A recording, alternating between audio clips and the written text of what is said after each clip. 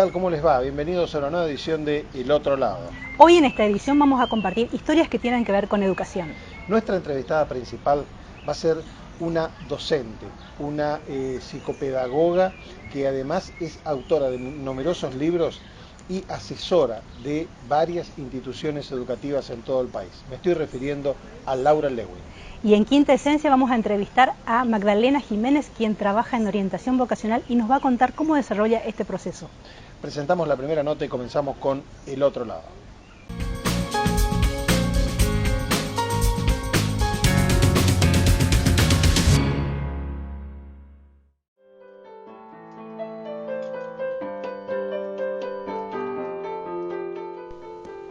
Laura Lewin, autora, capacitadora y consultora de instituciones educativas. Dirige ABS International desde 1992 y desde entonces no para. Enfocada en la disrupción básica de la educación, busca mediante las capacitaciones a docentes que abran sus mentes al siglo XXI. Desafiante como ella sola, habla hoy en El Otro Lado sobre la crisis de la educación argentina.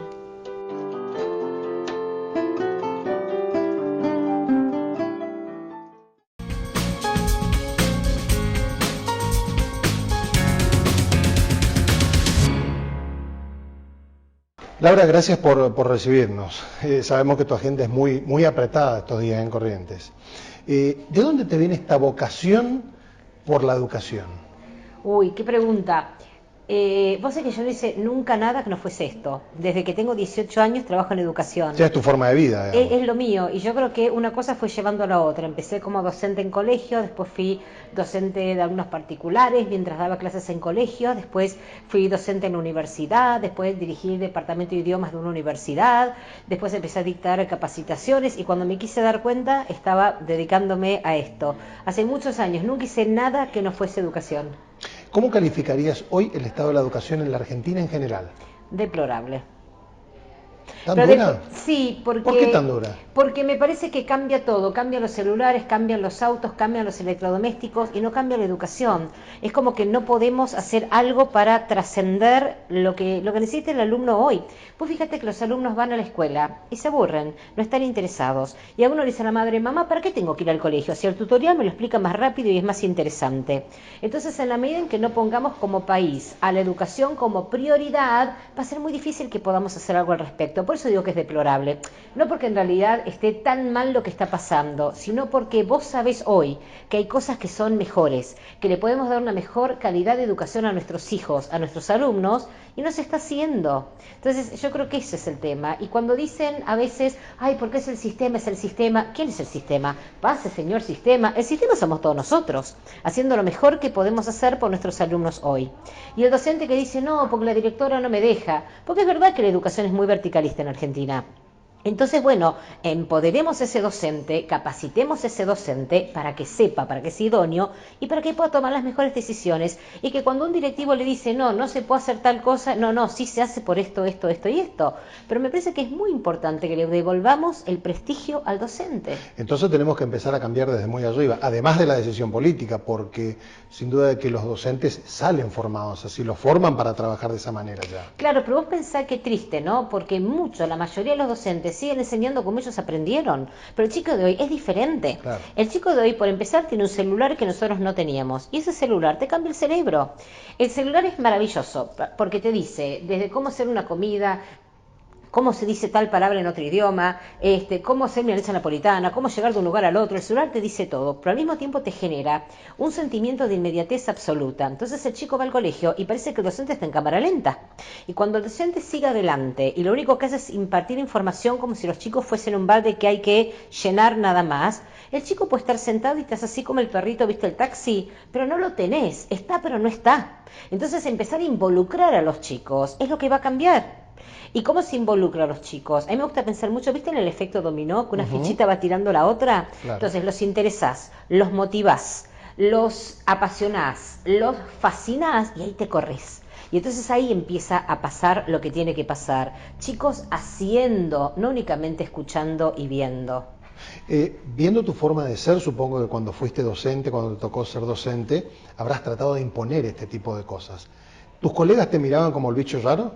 Siempre fui un poco el bicho raro, pero siempre disfruté tanto de lo que pasaba dentro del aula que nunca fue para mí una preocupación. Pero sí es verdad esto que vos notás y que vos decís, que muchas veces hay docentes que saben que se pueden hacer las cosas diferentes y no lo hacen por la presión de los padres, de los pares. Ay, siempre vos sobresaliendo, o no se te ocurra hacer eso a ver si después nos exigen todo a todos. Y con eso el sistema baja. Y algo que tenemos que entender los argentinos es que no podemos mejorar el sistema de educación si no tenemos buenos docentes. Y el buen docente tiene que estar empoderado, tiene que ser idóneo, tiene que ser creíble y tiene que ser apasionado. Porque vos tenés... Para mí la docencia es la profesión madre, porque de ahí salen todas las demás profesiones. Y vos tenés una oportunidad única de que los chicos pasen por tus manos. ¿La vas a desaprovechar? Tuviste miles de personas hoy aquí en Corrientes escuchándote y los vas a volver a tener mañana. ¿Qué esperás conseguir con los que le contás, con lo que le decís a ellos? Yo espero activarlos, motivarlos y energizarlos. Porque cuando vos los activás, los motivás, los energizás, después viste que la vida es A, G y DG. Antes de Google y después de Google. Vos en internet tenés lo que se te ocurra. Entonces, si yo puedo activarlos y motivarlos, yo sé que solitos van a ir a buscar recursos, a buscar ideas, a buscar estrategias. Pero a mí me gusta pensar en esto de que los docentes tocamos almas. ¿Y cuántas almas tocamos por día, por semana, por mes, por año? Entonces, cuando ellos toman conciencia de las almas que tocamos y que realmente la educación transforma vidas, ahí es donde vos lo que haces lo haces por tus alumnos y no por el afuera, no por un director que te está mirando, no por un inspector que te pide tal o cual cosa. Vos estás poniendo toda la atención en tus alumnos y eso es lo más maravilloso que puede pasar, porque sin vínculo no hay aprendizaje. En 34 años de profesión que tengo yo, aprendí dos cosas muy importantes. Primero, el valor de la investigación. Como los médicos estudian, leen y se preparan, creo que los docentes tenemos que hacer lo mismo, prepararnos y aprender lo que nos dice la ciencia para llevarlo al aula. Y segundo, el poder del vínculo. Sin vínculo no hay aprendizaje. Necesitamos conectarnos con nuestros alumnos, aprender a reconectarnos con los alumnos y yo creo que esa es parte del secreto, porque cuando yo me vinculo con vos, entonces vos me vas a aceptar a mí también de otra manera y vas a hacer lo que tenés que hacer porque querés hacerlo y no porque tenés que hacerlo. Y esto es una pregunta que yo siempre le hago a los docentes. ¿Tus alumnos te escuchan porque te tienen que escuchar o porque te quieren escuchar? Tus alumnos están en el aula porque tienen que estar ahí o porque quieren estar ahí. Y para mí esa es una muy buena definición de motivación. ¿Cuánto de todo esto tiene que venir de la casa? De formación que le dan en la casa a los chicos. Y a mí me encantaría pensar en la familia ideal que enseña valores y enseña a respetar y a valorar la educación, pero la verdad es que eso no se da en todos los hogares, porque hay padres que no saben, porque no lo aprendieron, porque no creen que es importante o porque no se dan cuenta. Entonces creo que ahí la escuela también tiene que trabajar. Esto no quiere decir que la escuela tenga que salir a reemplazar el trabajo de la familia, pero sí puede salir a acompañar, a complementar lo que hace la familia. Los valores tienen que surgir de la familia. Sí, pero muchas veces... Yo, por ejemplo, hoy les comentaba, ¿no? Que ¿qué familia no tiene conflictos? Pero vos tenés dos maneras de trabajar los conflictos en tu casa, de manera constructiva o destructiva. Si independientemente de lo que pasa, yo a mi pareja la preservo y lo trato de manera cálida y hablamos del tema y le damos a entender a nuestros hijos que el problema se va a resolver, que se queden tranquilos, que mamá y papá lo van a resolver, le estoy enseñando a manejar los conflictos de una manera constructiva, de una manera positiva. Pero si frente al mismo conflicto yo salgo a descalificar a mi pareja, lo insulto, hay agresión verbal o física, también le estoy enseñando a mis hijos a manejar un conflicto. Entonces, yo creo que muchas veces los papás tienen buenas intenciones, pero a veces no saben o no se dan cuenta o naturalizan cosas que no están bien. Y ahí es donde yo creo que la escuela tiene que trabajar. La escuela te tiene que enseñar a manejar el enojo, a manejar la frustración, a manejar, a entender que un fracaso eso puede ser una gran oportunidad también. Pero si la escuela lo único que hace es poner el foco en aprobar, aprobar, aprobar, si los docentes enseñan para que los alumnos aprueben y los alumnos lo único que quieren es aprobar, ¿dónde quedó el aprender en todo esto?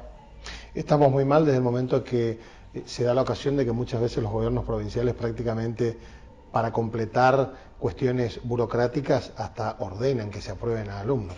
Claro, pero vos lo que estás haciendo Estamos es inflar, muy lejos del ideal. Estás inflando una autoestima falsa, porque el chico piensa que sabe y después sale a la vida real y la vida real no es un escenario en donde va a pasar lo que vos quieras que pasa lo que tiene que pasar. Entonces, más que trabajar una autoestima falsa, lo que tenemos que darles es la autoconfianza y trabajar un curso de acción, enseñarles a lograr algo. Ponerle que mi hija va a una competencia de natación y sin hacer nada gana.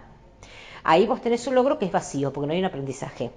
Pero si ella pierde en esa competencia, y eso a mí me da la oportunidad de trabajar con ella el tema de que podría, si quiere ganar la próxima vez, puede pedirle ayuda al instructor, o puede practicar más fuera de la clase, o tendría que no faltar tanto. Y tenemos un plan en donde ella va a hacer eso para la vez que viene tratar de que le vaya mejor. Ahí desde ese fracaso hay un aprendizaje. Entonces me parece que nosotros tenemos que poner foco también en eso, ¿no? En el valor del cometer un error, porque el error de hoy es la experiencia de mañana, en vez de que todo sea te pongo una mala nota, te pongo una mala nota y no aprobaste, porque cuando el objetivo es, si no aprobaste mato, le dice la madre, ojo que esto entra en la prueba, el chico lo que va a querer hacer es aprobar, aunque eso signifique copiarse. Y la realidad también es que cuando el chico estudia para aprobar, a los 3 días se olvida de todo. Ellos tienen que estudiar para aprender. Yo siempre hablo de la aventura del saber. ¿Viste cuando vas al cine y decís, me encantó la película? Y volviste a tu casa y te pusiste a googlear porque te encantó lo que viste. Claro, las experiencias enseñan más que leer un texto. Claro, pero además eso, viste, de que el chico puede ir a su casa y diga, che, me encantó esto que vimos hoy en clase, y seguir investigando, porque vos le despertaste una curiosidad.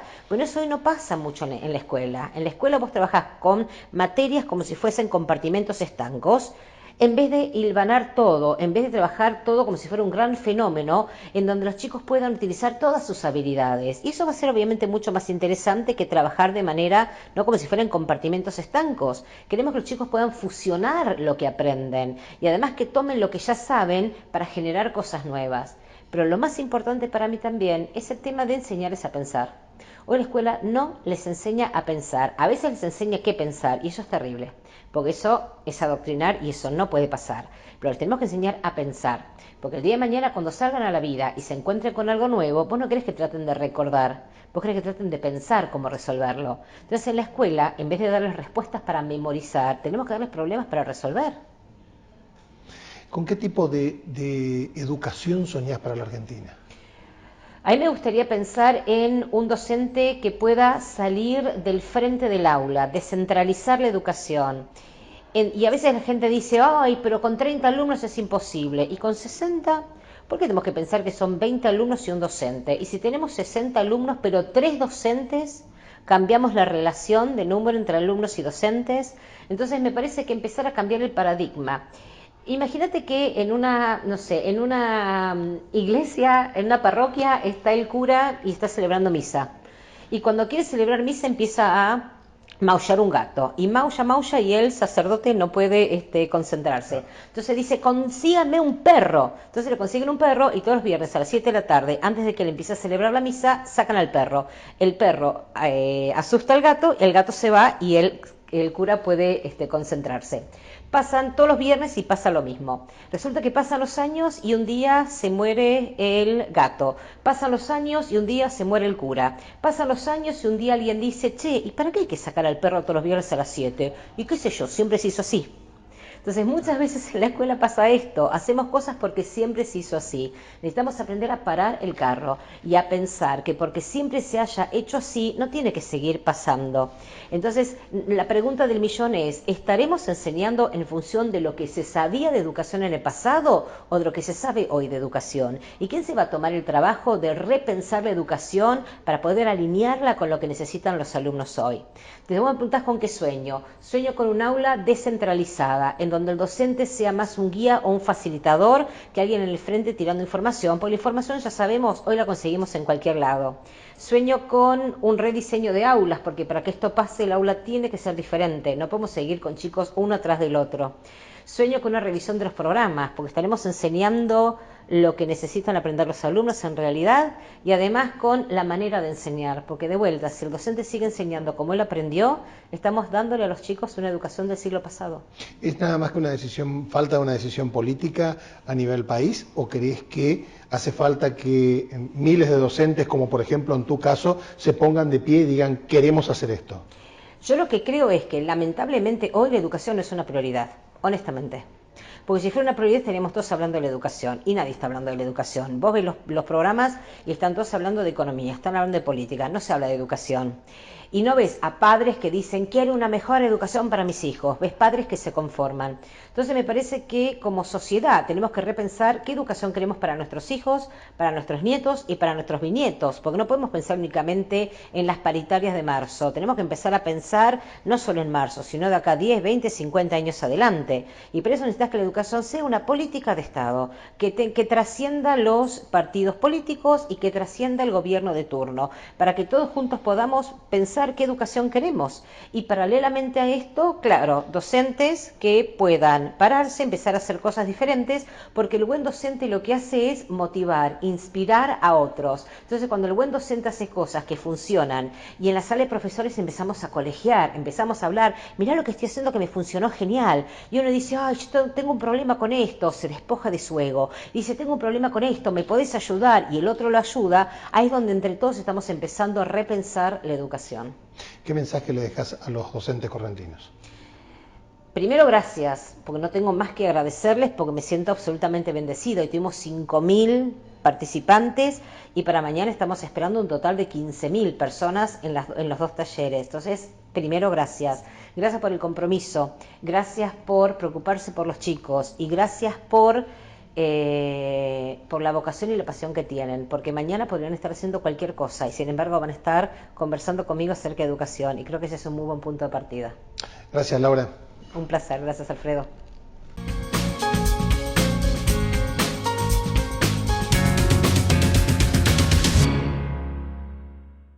Hoy en el segmento de Quinta Esencia entrevistamos a Magdalena Jiménez, quien es psicóloga y trabaja especialmente en lo que tiene que ver orientación vocacional y ocupacional. Y en esta oportunidad queremos agradecer a la Casa de la Cultura quien nos cedió el espacio para esta entrevista. Vamos con la nota.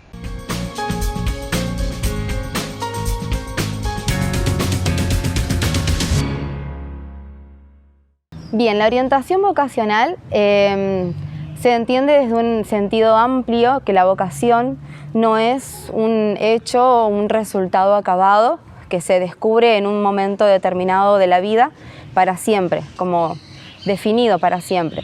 La vocación es algo que se va construyendo a lo largo de las experiencias de vida, a lo largo de las elecciones que vamos realizando. Y la orientación vocacional o ocupacional lo que busca es poder aclarar justamente cuáles son los intereses, cuáles son las habilidades, cuáles son las áreas a las que uno quiere dedicarse y comenzar a perfeccionarse como una primera elección al terminar el secundario.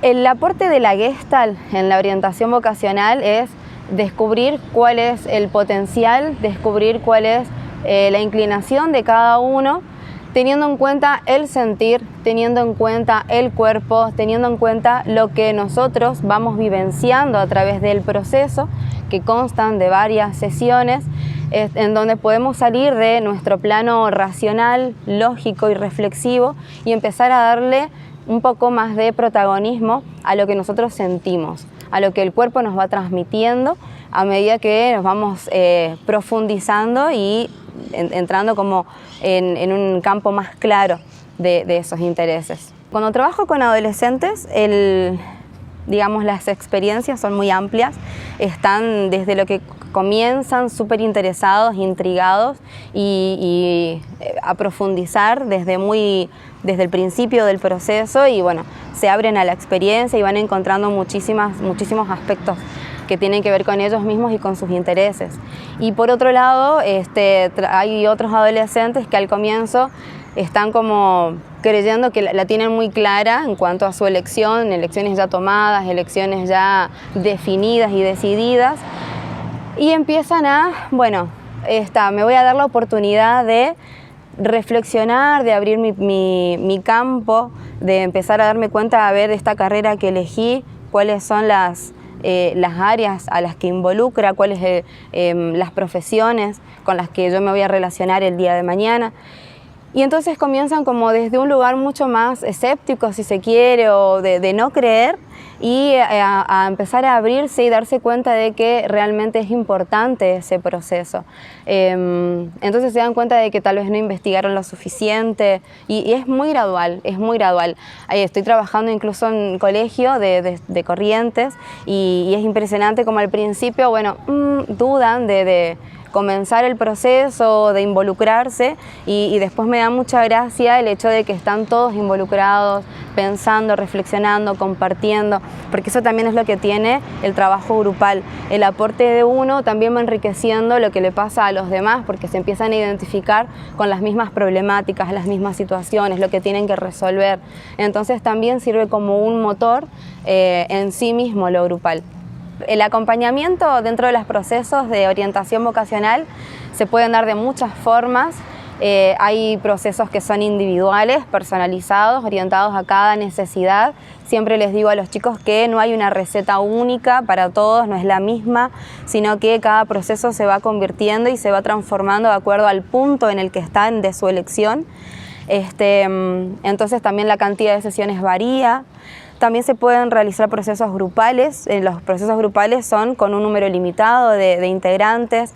Lo que tiene el grupo es muy enriquecedor en ese sentido, como lo explicaba recién, porque cada uno va descubriendo a lo largo del proceso su potencial, y ese potencial también se va enriqueciendo con el aporte de los demás. Entonces de repente vamos todos en un mismo viaje y cada uno va llegando a destino, a donde tiene que llegar en un tiempo determinado.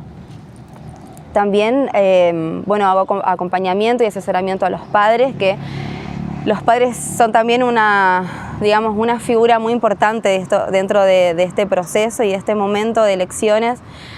Siempre digo que la adolescencia no la atraviesan solamente los chicos, los jóvenes, sino también los padres y toda la familia que acompaña, porque implica una etapa de muchísimos cambios, de reelaborar cuáles son los valores, cuáles son los intereses, y muchas veces esos valores no están tan identificados con los valores de los padres, con lo que piensan, con lo que quieren, con las expectativas que tienen los papás acerca de sus hijos, aunque siempre quieren lo mejor para ellos.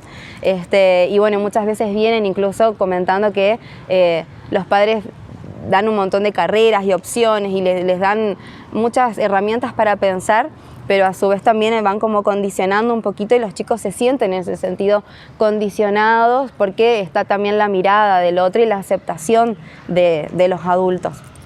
Así que los padres en ese sentido son una herramienta y una figura muy importante en el acompañamiento de los chicos.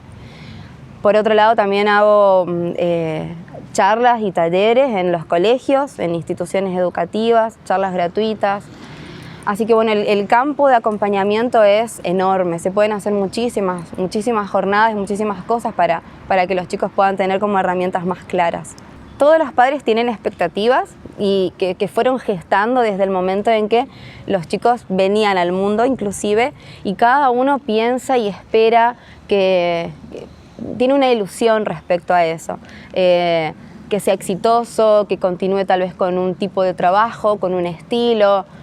Entonces todo eso hay que ir resignificando desde el lugar de adultos y dando lugar también a ese otro que está comenzando a surgir y a construirse como adolescente. Entonces también implica desde el lugar de adulto hacer un duelo. También implica hacer un duelo por las expectativas que, por ese hijo que tal vez no resulta como yo lo esperaba, como yo deseaba, a mi imagen. Es más bien empezar a dar lugar, comenzar a hacer figura a ese adolescente que está comenzando a surgir, para llenarlo justamente de motivación, para aceptarlo, para aceptar sus intereses, porque de ahí va a venir justamente toda la vitalidad y ese permiso que se van a dar cada uno para concretar sus proyectos y sus sueños. Siempre es necesaria justamente los adultos que acompañan.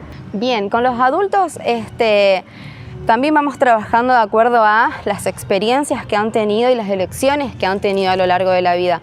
Hay muchos que vienen y plantean que ese trabajo tal vez tenía que ver con una expectativa más bien ajena o por ahí una seguridad económica. Entonces implica también resignificar el trabajo que se vino haciendo y empezar a dar lugar a esos intereses que comienzan a surgir o esas materias pendientes que cada uno tiene y que también le quiere dar lugar.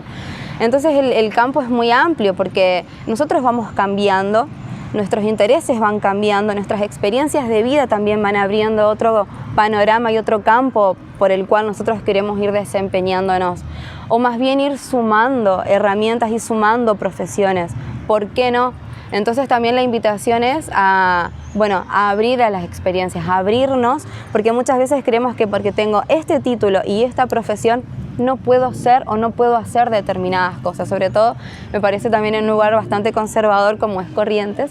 Esa es la invitación dentro de los adultos y a veces implica hacer un cambio en cuanto a toda la ocupación en sí, o a veces ir sumando diferentes actividades que van llenando el sentido que le dan a su vida. Hacer esta búsqueda, hacer este proceso de orientación y dar con aquello que le da sentido a mi vida y con lo que quiero continuar y convertirlo en un proyecto, implica dos etapas. Por un lado, si es necesario hacer un trabajo de introspección, un trabajo de mirada hacia adentro, de encontrarme con mi historia de vida, encontrarme con esas experiencias, con mis intereses, con mis habilidades, talentos, con aquello que es valioso para mí. Siempre les digo que leer una guía de carreras no alcanza y realizar un determinado test tampoco alcanza, sino que son herramientas que van construyendo a esa elección y a eso que yo quiero hacer. Por otro lado, también implica una etapa de búsqueda externa.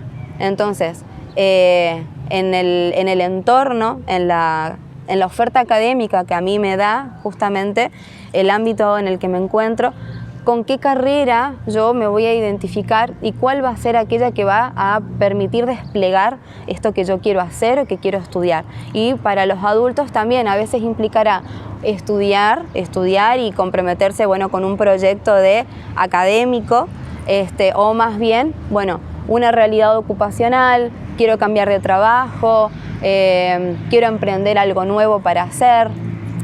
Entonces implica justamente estos dos movimientos, hacia adentro y hacia afuera.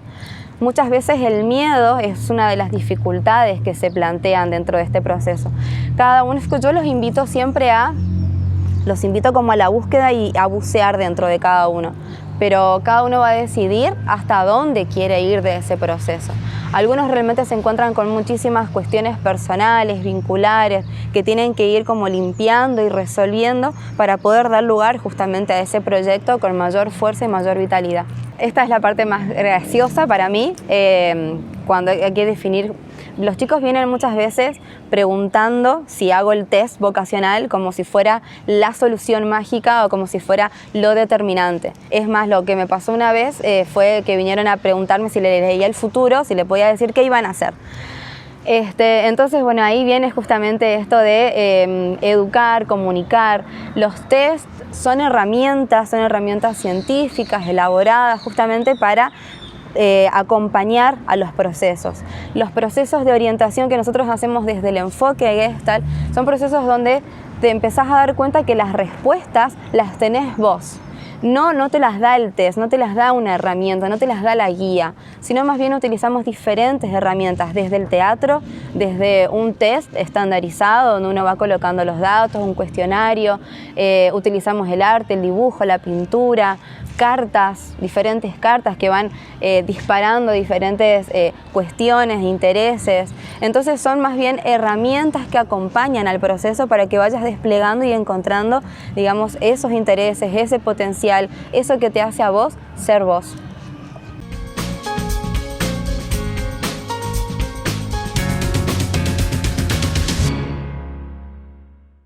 Y así llegamos al final de una nueva edición de El Otro Lado. Gracias por habernos acompañado y haber estado del otro lado. Nos reencontramos el próximo lunes, 21:30, aquí, en este mismo canal.